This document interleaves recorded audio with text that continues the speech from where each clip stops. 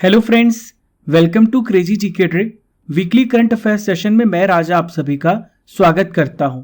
आज के सेशन में हम 25 से लेकर 31 जुलाई 2022 के इंपॉर्टेंट करंट अफेयर्स को आपके लिए कवर करेंगे। ये करंट अफेयर भारत के सभी प्रतियोगी परीक्षाओं के लिए इंपॉर्टेंट है। दोस्तों, इस सेशन में आपको मिलेगा all topic coverage, important facts और एनालिसिस इन डिटेल्स।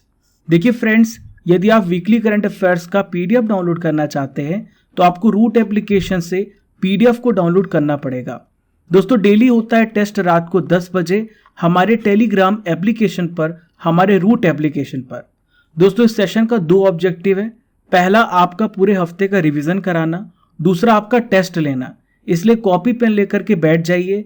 देखिए फ्रेंड्स, याद रखिएगा, हर कामयाबी पर आपका नाम होगा, आपके हर कदम पर दुनिया का सलाम होगा। मुश्किलों का सामना आप करना हिम्मत से, एक दिन वक्त भी आपका गुलाम होगा। बस आपको डट करके लगे रहना है, जब तक तोड़ेंगे नहीं तब तक छोड़ेंगे नहीं। चलिए फ्रेंड्स, आज का सबसे पहला वीकली करंट अफेयर्स देखते हैं। Very very important question. तो पहला प्रश्न ये रहा, हाल ही में वर्ल्ड एथलेटिक्स चैंपियनशिप में नीरज चोपड़ा ने कौन सा मेडल जीता है? Very very important question.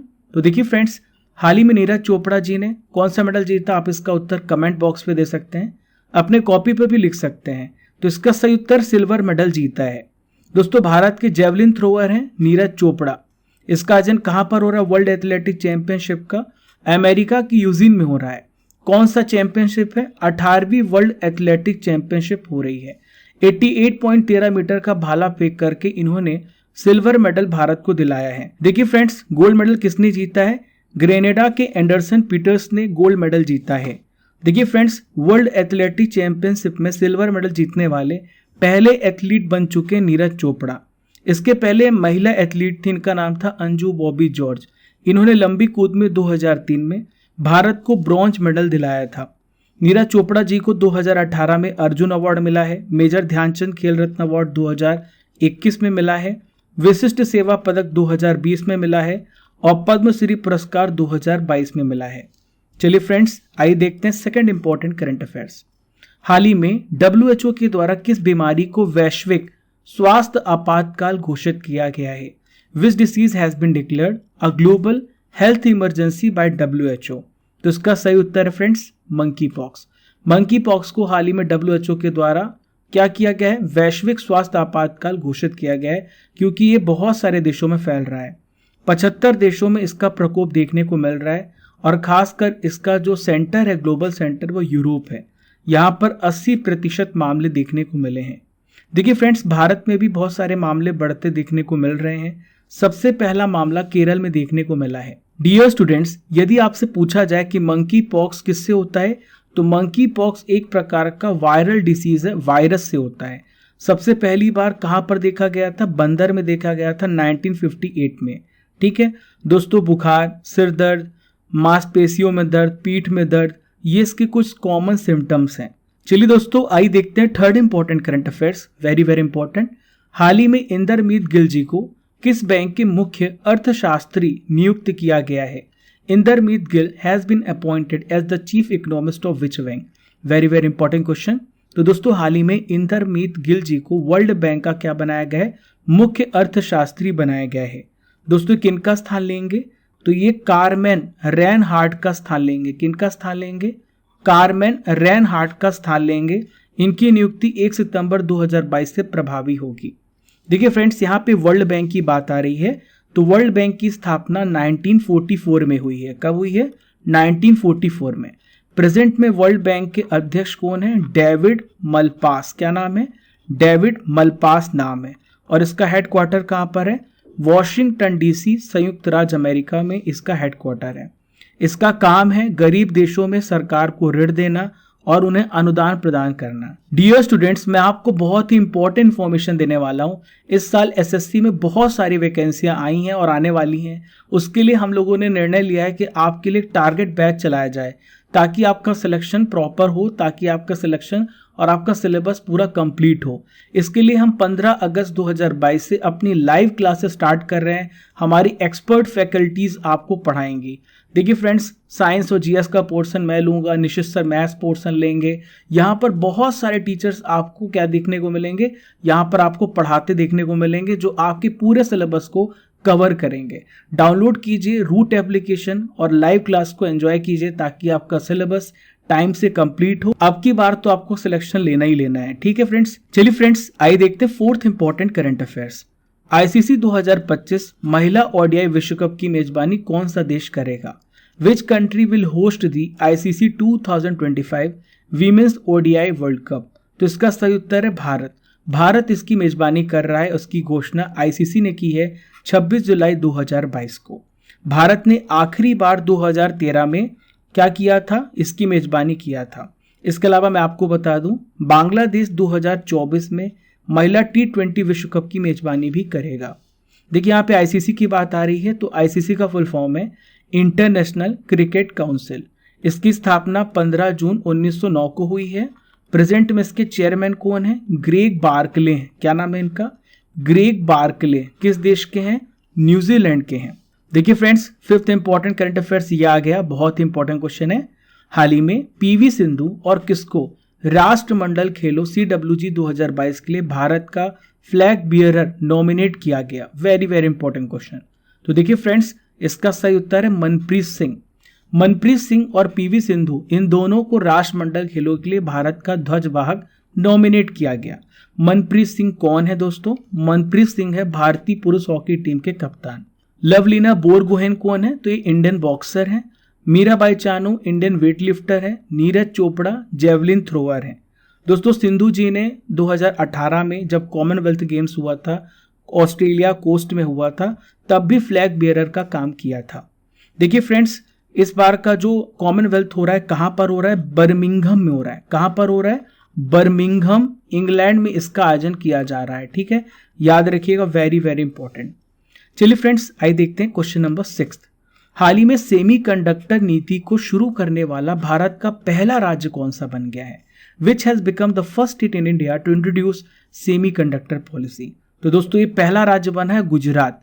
हाल ही में गुजरात राज्य ने फैसला लिया है। दोस्तों, सेमीकंडक्टर होता क्या है, अर्धचालक क्या होता है? तो देखिए फ्रेंड्स, पृथ्वी में कुछ ऐसे मटेरियल हैं, कुछ ऐसे पदार्थ हैं जिसमें कंडक्टेंस भी होता है, जो सुचालक भी होते हैं और जो कुचालक भी होते हैं, दोनों गुण पाए जाते हैं। ऐसे मटेरियल को हम सेमीकंडक्टर कहते हैं। इनका इस्तेमाल डायोड में होता है, ट्रांजिस्टर में होता है, आईसी में होता है, इन सब के निर्माण में होता है। एग्जाम्पल के रूप में सिलिकॉन हो गया, आर्सेनाइड हो गया, जर्मेनियम हो गया, गैलियम, ये सारे एग्जाम्पल है सेमीकंडक्टर के। तो दोस्तों, इस नीति का मुख्य उद्देश्य क्या है? गुजरात में सेमीकंडक्टर फैब्रिकेशन यूनिट स्थापित करना, इसकी डिस्प्ले फैब्रिकेशन यूनिट स्थापित करना, सेमीकंडक्टर असेंबली, टेस्टिंग, मार्किंग, इन सभी फैसिलिटीज को एक ही जगह पर स्थापित करने का निर्णय लिया है। किसने? गुजरात राज्य सरकार ने। दोस्तों, हाल ही में मैंने आपको ये भी पढ़ाया था कि Dholera special investment region SIR में 5000 से 10,000 एकड़ में सेमीकॉन सिटी भी स्थापित की जा रही है। चलिए फ्रेंड्स, आइए देखते हैं सेवेंथ इंपॉर्टेंट करंट अफेयर्स। हाल ही में श्रीलंका के 15वें प्रधानमंत्री बने, इनका क्या नाम है? Very very important question. तो श्रीलंका के 15वें प्रधानमंत्री बने हैं, इनका नाम है दिनेश गुणवर्धने। दोस्तों, श्रीलंका बहुत बड़े मुसीबत में है। मैं आपको ट्रिक बता रहा हूं इनके नाम याद करने की। तो जिसके अंदर गुड़ होगा वही इस मुसीबत से उसे बाहर निकालेगा। तो दिनेश गुणवर्धने हाल ही में श्रीलंका के 15वें प्राइम मिनिस्टर बने हैं। महिंद्रा राजपक्षे दोस्तों देश छोड़ के भाग गए हैं। हाल ही में रानिल विक्रमसिंघे इनके स्थान पर राष्ट्रपति बनाए गए हैं। चलिए फ्रेंड्स, आइए देखते हैं question number 8। Very very important question. हाल ही में आयकर दिवस मनाया गया। तो आयकर दिवस कब मनाया जाता है? When is income tax day celebrated? तो इनकम टैक्स डे हर साल 24 जुलाई को मनाया जाता है। कब मनाया जाता है? 24 जुलाई को। दोस्तों, इनकम टैक्स डे जो है भारत के सभी कार्यालय, CBDT और देश भर में बहुत सारे इसके रीजनल कार्यालय हैं। 24 जुलाई 2022 को इनकम टैक्स डे मनाया गया और इसकी 163वीं वर्षगांठ मनाई गई। देखिए फ्रेंड्स, यहाँ पे बात हमने CBDT की है, तो मैं आपको CBDT के बारे में इंपॉर्टेंट पॉइंट समझा रहा हूँ। CBDT का फुल फॉर्म है central board of direct taxes. ये केंद्रीय राजस्व अधिनियम 1963 के तहत एक स्टैट्यूटरी बॉडी बना है। इसकी स्थापना 1964 में हुई है। ठीक है फ्रेंड्स, इसका मुख्यालय कहाँ पर है? इसका हेडक्वार्टर है न्यू दिल्ली में। इसका मुख्यालय कहाँ पर है? न्यू दिल्ली में है। वर्तमान में इसके अध्यक्ष का क्या नाम है? नितिन गुप्ता। क्या नाम है इनका? नितिन गुप्ता नाम है, याद रखिएगा, वेरी वेरी इंपॉर्टेंट। दोस्तों इसका काम क्या होता है? Personal income tax, corporate tax या आदि प्रकार के जितने प्रकार के डायरेक्ट टैक्स होते हैं उसकी किस प्रकार से उगाही की जा सके और उसका संग्रह से रिलेटेड जितने भी मामले होते हैं, इनकम टैक्स काम करता है। चलिए फ्रेंड्स, आइए देखते हैं अगला महत्वपूर्ण प्रश्न। हाल ही में किस राज्य के राज्यपाल ने बराक भुवन वन्य जीव अभयारण्य के निर्माण के प्रस्ताव को मंजूरी प्रदान कर दी है? तो दोस्तों कहां पर इसका निर्माण किया जा रहा है? असम राज्य में। देखिए असम के वर्तमान में राज्यपाल कौन है? इनका क्या नाम है? जगदीश मुखी नाम है। क्या नाम है इनका? जगदीश मुखी। इन्होंने राज्य में दूसरा वन्य जीव अभयारण्य इसके निर्माण के लिए प्रस्ताव को मंजूरी प्रदान की है। दोस्तों एक और वन्य जीव अभयारण्य है, तो ये है बराक घाटी में, इसका नाम है बोरल वन्य जीव अभयारण्य। दोस्तों यहाँ पे असम की बात आ रही है तो मैं आपको असम में कुछ इंपॉर्टेंट नेशनल पार्क्स के बारे में बता देता हूँ। असम में है काजीरंगा नेशनल पार्क। असम में कौन सा नेशनल पार्क है? Kaziranga national park. असम में दूसरा नेशनल पार्क है मानस नेशनल पार्क। तीसरा है नमेरी नेशनल पार्क। तीसरा कौन सा है? नमेरी। चौथा है Dibru Saikhowa national park. Dibru Saikhowa national park. पांचवा है ओरांग और छठवां है रेमोना नेशनल पार्क। और सातवां याद रखिएगा दिहिंग पटकाई नेशनल पार्क। ये इंपॉर्टेंट नेशनल पार्क है असम में, याद रखिएगा। आइए देखते हैं अगला महत्वपूर्ण प्रश्न, वेरी वेरी इंपॉर्टेंट क्वेश्चन। निश्चित एग्जाम में इससे रिलेटेड क्वेश्चन पूछा जाना है, बहुत ध्यान से सुनिएगा। हाल ही में भारत में कितने नए रामसर स्थल जोड़े गए हैं? Recently how many new Ramsar site have been announced in India? तो देखिए फ्रेंड्स 5 नए रामसर स्थल जोड़े गए हैं। तो देखिए फ्रेंड्स अब भारत में टोटल कितनी संख्या हो गई रामसर स्थल की? तो 49 थी पहले, अब 5 और जुड़ गए तो भारत में 54 रामसर स्थल हो गए हैं। दोस्तों मैं आपको बता दूं रामसर साइट होता क्या है। तो रामसर साइट एक प्रकार का वेटलैंड होता है, एक प्रकार का नम भूमि स्थल होता है, आर्द्र भूमि स्थल होता है, जो रामसर कन्वेंशन के तहत अंतर्राष्ट्रीय महत्व के लिए नॉमिनेट किया गया है। दोस्तों इसका काम क्या होता है? जितने भी यहाँ पे जीव पाए जाते प्रजातियों को संरक्षित करके रखता है और नमी बनी रहती है हमारे वेटलैंड्स में, जो हमारे प्लांट्स के लिए भी ज़रूरी है, हमारी मिट्टी के लिए भी ज़रूरी है, तो इसलिए ज़रूरी है। दोस्तों रामसर क्यों नाम पड़ा है? क्योंकि रामसर जो जगह है ये ईरान में 1971 में कन्वेंशन हुआ था। तो ईरान के रामसर शहर से आया इस संधि पर हस्ताक्षर हुए थे, तब से इसका नाम रामसर रखा गया है।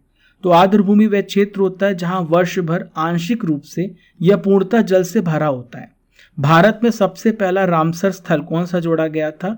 इसका नाम है ओडिशा में है। ये कहां पर है? ओडिशा राज्य में है और ये है चिल्का झील। क्या नाम है इसका? भारत में रामसर संधि कब की गई थी? 1 फरवरी 1982 को भारत हस्ताक्षर करते हुए आया है। अब मैं आपको 5 नए रामसर स्थल के नाम बता देता हूं, कहां पर है, किस राज्य में है। तो तमिलनाडु में 3 नए जोड़े गए हैं। पहला है करिकिली पक्षी अभयारण्य, दूसरा है पल्लीकरनाई मार्श रिजर्व फॉरेस्ट, तीसरा है पिचवरम मैंग्रोव। मिजोरम में 1 है पाला आर्द्र भूमि और मध्य प्रदेश में आर्द्र भूमि स्थल है सांख्य सागर। इन 5 को जोड़ा गया है। चलिए फ्रेंड्स आइए देखते हैं 11th इंपॉर्टेंट करंट अफेयर्स। हाल ही में हमारे विदेश मंत्री, क्या नाम है इनका? एस जयशंकर, ये SCO की बैठक में मीटिंग में भाग लेने के लिए किस देश की यात्रा पर गए हैं? इंपॉर्टेंट क्वेश्चन है दोस्तों। तो दोस्तों ये गए हैं उज्बेकिस्तान। उज्बेकिस्तान में क्या होगा फ्रेंड्स? तो विदेश मंत्रियों की बैठक हो रही है, जितने भी फॉरेन मिनिस्टर्स हैं उन सभी की बैठक हो रही है, इसमें भाग लेने के लिए गए हैं। मैं आपकी जानकारी के लिए बता दूं, अगर आपसे पूछा जाए कि इस साल SCO की बैठक कहाँ पे होने वाली है, तो याद रखिएगा समरकंद उज्बेकिस्तान में 15 और 16 सितंबर को होने वाली राष्ट्र अध्यक्षों की आगामी बैठक। और दोस्तों उस पर चर्चा जो होने वाला उसके लिए ये विदेश मंत्री इकट्ठा हो रहे हैं। दोस्तों यदि आपसे पूछा जाए कि भारत कब SCO का सदस्य बना, 2017 में भारत इसका सदस्य बना, साथ में पाकिस्तान भी इसका सदस्य बना है। तो चलिए दोस्तों आइए देखते हैं नेक्स्ट इंपॉर्टेंट करंट अफेयर्स। हाल ही में अंतर्राष्ट्रीय बाघ दिवस मनाया गया, वेरी वेरी इंपॉर्टेंट डे है ये। तो when is international tiger day celebrated? इसका उत्तर आप अपने नोटबुक में लिख सकते हैं, साथ में कमेंट बॉक्स पे भी लिख सकते हैं। हर साल 29 जुलाई को मनाया जाता है अंतर्राष्ट्रीय बाघ दिवस। पहली बार कब मनाया गया था? 2010 में विश्व बाघ दिवस मनाया गया था? रूस के सेंट पीटर्सबर्ग टाइगर समिट में। दोस्तों भारत में बाघों को बचाने के लिए प्रोजेक्ट कब से स्टार्ट हुआ है? 1973 में स्टार्ट हुआ है। थीम याद रखिएगा friends, India launches project tiger to revive the tiger population. देखिए फ्रेंड्स, यदि आपसे पूछा जाए कि भारत में सबसे ज्यादा बाघ कहाँ पे पाए जाते हैं, तो सबसे ज्यादा बाघ एमपी में पाए जाते हैं। कितने पाए जाते हैं? 526 बाघ पाए गए। ठीक है। दूसरे नंबर पे कौन आता है? दूसरे नंबर पे कर्नाटक है। और कर्नाटक में कितने बाघ हैं? कर्नाटक में 524 बाघ हैं। तीसरे नंबर पे आता है उत्तराखंड राज्य। तीसरे नंबर पे आता है उत्तराखंड। उत्तराखंड में 442 टाइगर है। तो ये 3 स्टेट का नाम याद रखिएगा, आपसे पूछा जा सकता है। डियर स्टूडेंट्स, आइए देखते हैं क्वेश्चन नंबर 13। हाल ही में केपी कुमारन को जेसी डेनियल अवार्ड 2022 से सम्मानित किया गया। इनका संबंध किस क्षेत्र से है? तो देखिए फ्रेंड्स, यह एक फिल्म निर्माता है। कौन? क्या नाम है इनका? केपी कुमारन। ये मलयालम फिल्म निर्माता है, प्रोड्यूसर है केपी कुमारन। केरल का सर्वोच्च में फिल्म पुरस्कार है जेसी डेनियल अवार्ड। देखिए फ्रेंड्स, जेसी डेनियल अवार्ड की स्थापना कब हुई है? 1992 में जेसी डेनियल अवार्ड की स्थापना हुई है। जेसी डेनियल कौन थे? ये मलयालम सिनेमा के जनक कहे जाते हैं। दोस्तों इसमें कितनी राशि मिलती है? 5 लाख रुपए का नगद पुरस्कार मिलता है। यहाँ पे पुरस्कारों की बात की है तो आई फ्रेंड जानते कुछ इंपॉर्टेंट पुरस्कार जो हाल ही में प्रदान किए गए हैं। हाल ही में जापान ने मरणोपरांत पूर्व प्रधानमंत्री शिंजो आबे को देश का सर्वोच्च सम्मान the collar of the supreme order of chrysanthemum से सम्मानित किया है। हाल ही में साउथ कोरिया में पल्लवी सिंह ने जीता मिसेज यूनिवर्स डिवाइन का ताज। हाल ही में नारायणन कुमार ने जापान के order of the rising sun पुरस्कार से भी इन्हें सम्मानित किया गया है। चलिए फ्रेंड्स, आइए देखते हैं 14th इंपॉर्टेंट करंट अफेयर्स। हाल ही में केंद्रीय गृह मंत्री, क्या नाम है इनका? अमित शाह। इन्होंने कहां पर EFIR प्रणाली की शुरुआत की है? तो दोस्तों इनकी शुरुआत की गई कहां पर? गांधीनगर पर। दोस्तों EFIR कैसे हेल्प करने वाला है? नागरिकों की जिनकी वाहन चोरी हो जाती है, जिनका मोबाइल चोरी हो जाता है, इसकी मदद से ऑनलाइन शिकायत आप दर्ज कर सकते हैं। ऑनलाइन सेवा के माध्यम से नागरिक या तो नागरिक पोर्टल या मोबाइल एप्लीकेशन के माध्यम से शिकायत को दर्ज कर सकते हैं। चलिए फ्रेंड्स, आइए देखते हैं 15th इंपॉर्टेंट करंट अफेयर्स। हाल ही में किस दिन कारगिल विजय दिवस मनाया गया? Which day is celebrated as Kargil Vijay day? Very very important question. तो देखिए फ्रेंड्स, हर साल 26 जुलाई को मनाया जाता है। देखिए फ्रेंड्स, हर साल 26 जुलाई को मनाया जाता है कारगिल दिवस। क्यों मनाया जाता है फ्रेंड्स? 1999 में कारगिल युद्ध में पाकिस्तान पर भारत की जीत के उपलक्ष्य पर 26 जुलाई को मनाया जाता है। 26 जुलाई को प्रधानमंत्री युद्ध में शहीद हुए जवानों को श्रद्धांजलि अर्पित करते हैं। देखिए फ्रेंड्स, ऑपरेशन जो विजय यहाँ पर लिखा हुआ है तो 2 बार स्टार्ट हुआ था, 2 बार हो चुका है।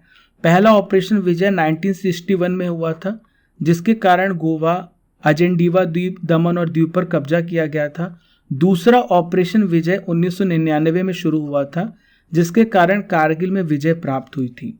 चलिए फ्रेंड्स, आइए देखते हैं क्वेश्चन नंबर 16। हाल ही में किस देश ने 2024 के बाद अंतर्राष्ट्रीय अंतरिक्ष स्टेशन ISS को छोड़ने का फैसला किया है? Which country has decided to leave the international space station after 2024?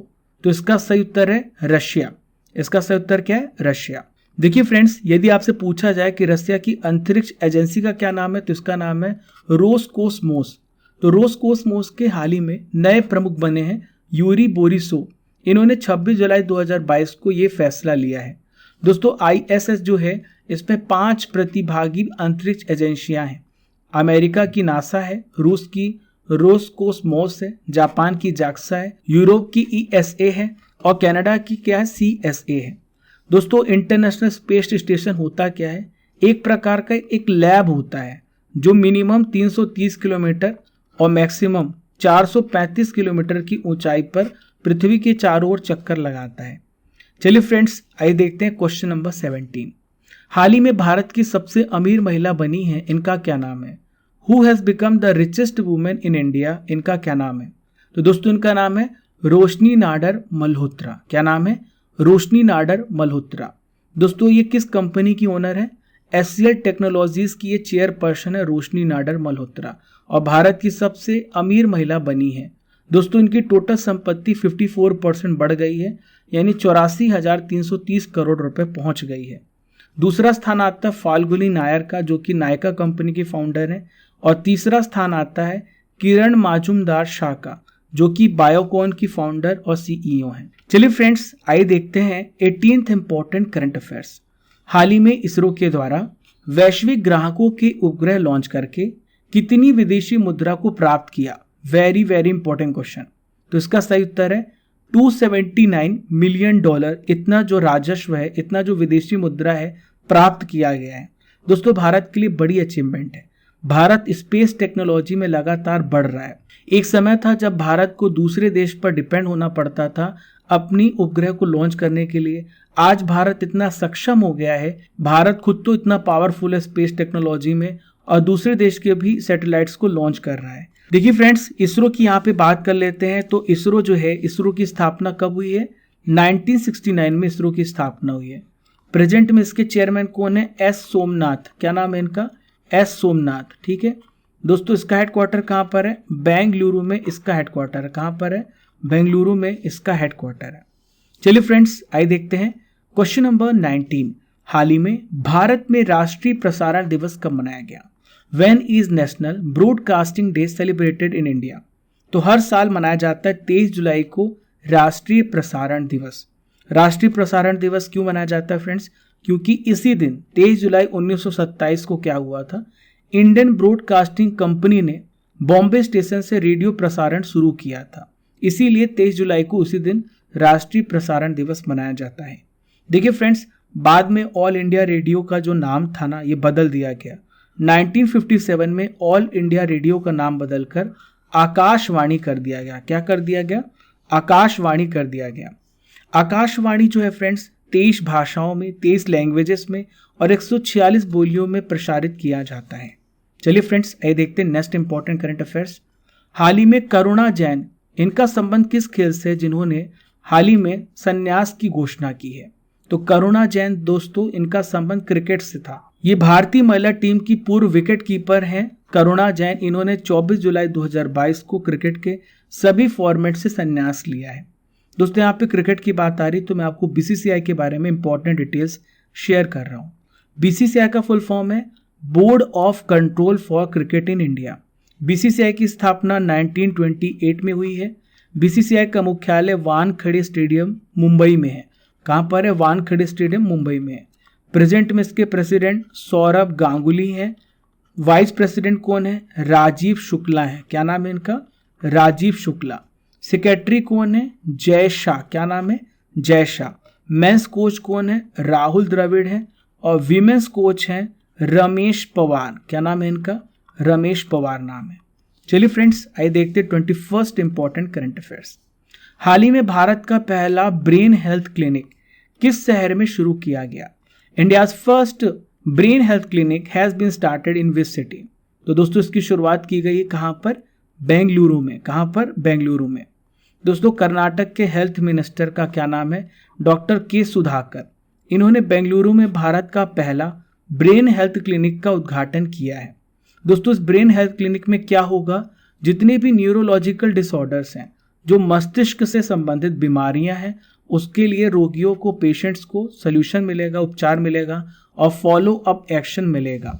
देखिए फ्रेंड्स, यहाँ पे मैं बात करूँगा कर्नाटक राज्य की। तो कर्नाटक राज्य के चीफ मिनिस्टर हैं बसवराज बोम्मई। गवर्नर कौन है? थावर चंद्र गहलोत। क्या नाम है? थावर चंद्र गहलोत यहाँ के प्रेजेंट में गवर्नर है। हाल ही में कर्नाटक सरकार ने यहाँ पे काशी यात्रा योजना की भी शुरुआत की है। हाल ही में फ्रेंड्स, कर्नाटक सरकार ने फ्रूट सॉफ्टवेयर को भी यहाँ पे लॉन्च किया है। कर्नाटक राज्य में निमोनिया से निपटने के लिए सांस अभियान की भी शुरुआत की गई है। चलिए साथियों, आइए देखते हैं question number 22। Very very important question. हाल ही में अंतर्राष्ट्रीय मुद्रा कोष IMF इंटरनेशनल मॉनेटरी फंड ने वित्त वर्ष 2022-23 के लिए जुलाई 2022 में भारत का जो विकास दर का अनुमान है 8.2% से घटाकर कितने प्रतिशत कर दिया है? तो इसका सही उत्तर है 7.4%। भारत की जो विकास दर पहले से घटा दी गई है, 7.4% आकी गई है।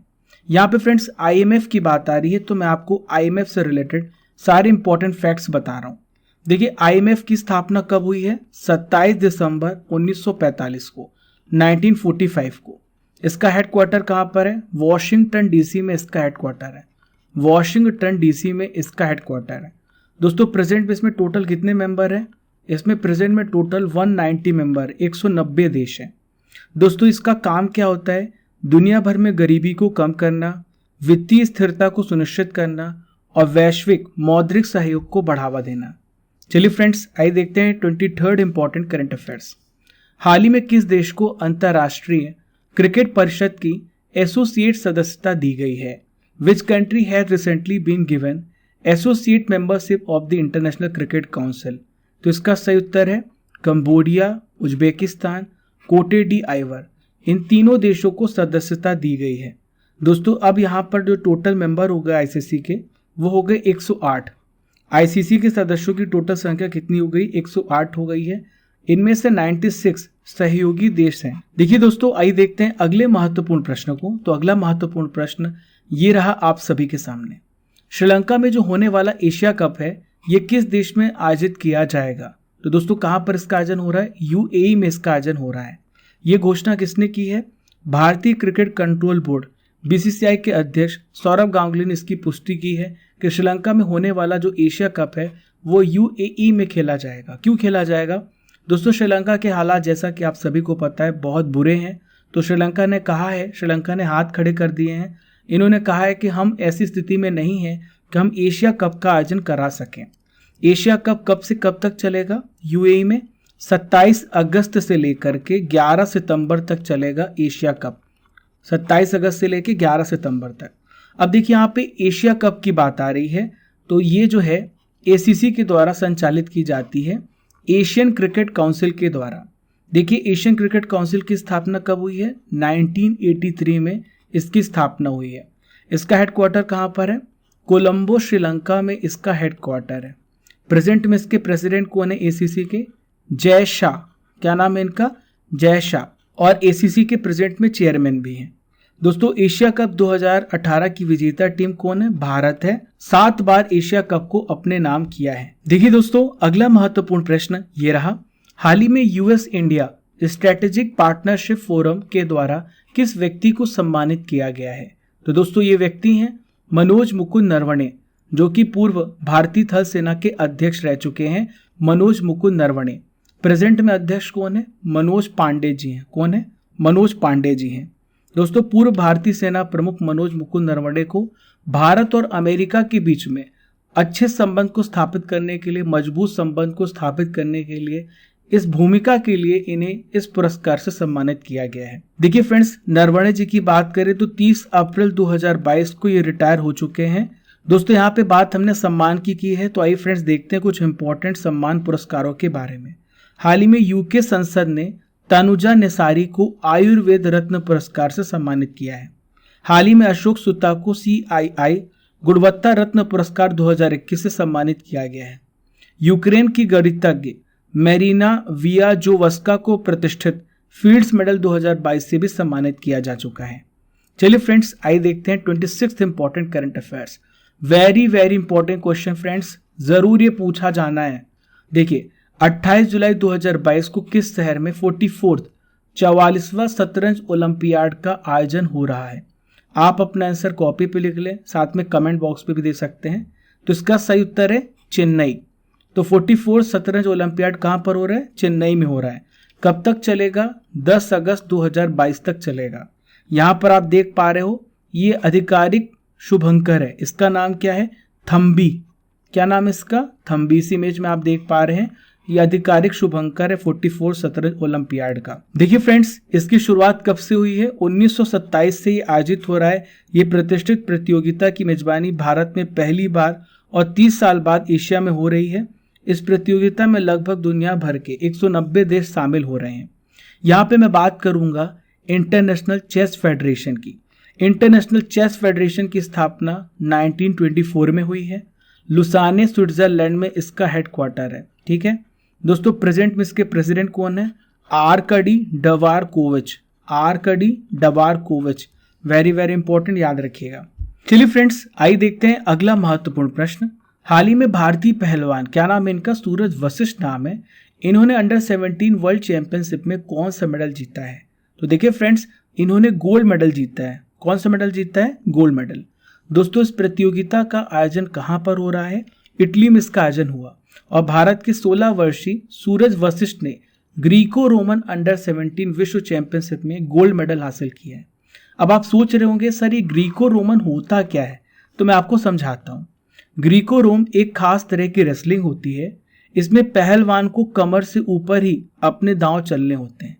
कोई भी पहलवान इस स्पर्धा में अपने प्रतिद्वंदी को कमर से नीचे नहीं पकड़ सकता और ना ही अपने पैरों से अटैक कर सकता और ना ही डिफेंस कर सकता है। चलिए फ्रेंड्स, आइए देखते हैं अगला महत्वपूर्ण प्रश्न, 28th इंपॉर्टेंट करंट अफेयर्स। हाल ही में फ्रेंच ग्रैंड प्रिक्स 2022 का खिताब किस व्यक्ति ने जीत लिया है? तो दोस्तों इनका नाम है मैक्स वर्स्टैपन।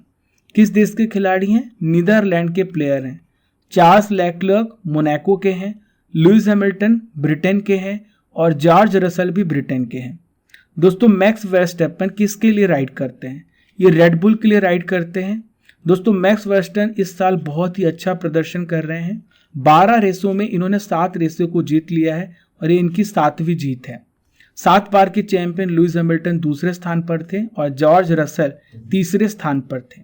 यहाँ पे मैं आपको बताऊंगा फ्रेंच ग्रैंड प्रिक्स से रिलेटेड एक क्वेश्चन के बारे में। यदि आपसे पूछा जाए कि दुनिया की सबसे पुरानी मोटर रेस कौन सी है, तो दुनिया की सबसे पुरानी motor race French grand prix है। डियर स्टूडेंट्स, आइए देखते हैं क्वेश्चन नंबर 29। हाल ही में भारत और किस देश की नौसेना के बीच समुद्र साझेदारी अभ्यास MPX का आयोजन किया गया? The maritime partnership exercise has been conducted between India and which countries navy? तो इसका सही उत्तर है फ्रेंड्स, हाल ही में भारत और जापान के बीच में हुआ MPX। दोस्तों Japan maritime self defence force और भारतीय नौसेना के बीच में कहां पर? अंडमान सागर में 23 जुलाई को हुआ है MPX। इस अभ्यास में भारत की तरफ से INS सुकन्या और JS समिधारे ने हिस्सा लिया है। इस अभ्यास का उद्देश्य क्या है? दोनों देश के बीच में इंटर ऑपरेबिलिटी को बढ़ाना। देखिए फ्रेंड्स, यहाँ पे अभ्यासों की बात कर रहा हूँ तो मैं आपको कुछ इंपॉर्टेंट अभ्यास का रिवीजन भी करा लेता हूँ। तो देखिए भारत और जापान के बीच में जो अभ्यास है इसे बोला जाता है जिमैक्स। भारत और जापान के बीच में एक और होता है, इसे बोला जाता है धर्म गार्जियन। दोस्तों भारत और जापान के बीच में होता है शिन्यू मैत्री। कौन सा? शिन्यू मैत्री। ये 3 अभ्यास याद रखिएगा। देखिए फ्रेंड्स, नेक्स्ट बात करेंगे भारत और अमेरिका के बीच में होता है वज्र प्रहार। भारत और अमेरिका के बीच में होता है वज्र प्रहार। दोस्तों भारत और फ्रांस के बीच में शक्ति अभ्यास होता है। कौन सा? शक्ति अभ्यास। चलिए फ्रेंड्स, आइए देखते हैं आज का आखिरी इंपॉर्टेंट करंट अफेयर्स। बुरहानपुर जो डिस्ट्रिक्ट है ये किस स्टेट में है जो भारत का सबसे पहला प्रमाणित हर घर जल जिला बन गया है? तो बुरहानपुर जिला कहाँ पर है? मध्य प्रदेश राज्य में है। मध्य प्रदेश का सबसे दक्षिणतम जिला बुरहानपुर जिला है और ये भारत का सबसे पहला प्रमाणित हर घर जल जिला बन चुका है। बुरहानपुर जिले में 254 विलेजेस हैं। सभी लोगों को नल के माध्यम से सुरक्षित पेयजल उपलब्ध कराया जा रहा है। देखिए फ्रेंड्स, यहाँ पे लिखा हो जल जीवन मिशन। तो आपसे पूछा जा सकता है कि जल जीवन मिशन कब शुरू हुआ? तो जल जीवन मिशन की शुरुआत 15 अगस्त 2019 को हुई थी। देखिए फ्रेंड्स, मैं आपसे प्रश्न करूंगा जिसका उत्तर आपको कमेंट बॉक्स पे देना है। वर्ल्ड एथलेटिक्स चैंपियनशिप का आयोजन किस देश में हुआ? आपको कमेंट बॉक्स पे बताना है। डियर स्टूडेंट्स, ये था 25 से लेके 31 जुलाई के इंपॉर्टेंट करंट अफेयर्स का रिवीजन और टेस्ट। आशा करता हूं कि आपको ये सेशन बहुत ज़्यादा पसंद आया होगा। दोस्तों जैसा कि हमने आपको कहा है, ये जो हमारी डेली करंट अफेयर्स की फैमिली है ना, इसे अब हमें और भी बड़ा करना है। दोस्तों ये फैमिली आपकी है, तो जितनी जिम्मेदारी मेरी है उतनी जिम्मेदारी आपकी भी है कि ज़्यादा से ज़्यादा लोगों को अपनी फैमिली में जोड़िए, सभी को शेयर कीजिए, सभी को बताइए कि कितने कम समय में आप कितनी इंपॉर्टेंट जानकारियों को सीख पा रहे हैं डिफरेंट सोशल मीडिया प्लेटफॉर्म पर। इसका लिंक आपको नीचे डिस्क्रिप्शन बॉक्स में दिया गया है। पहली बार हमारे चैनल पर आ रहे हैं तो don't forget to subscribe and press the bell icon button. Keep liking, keep sharing your channel crazy GK trick. जय हिंद, जय भारत।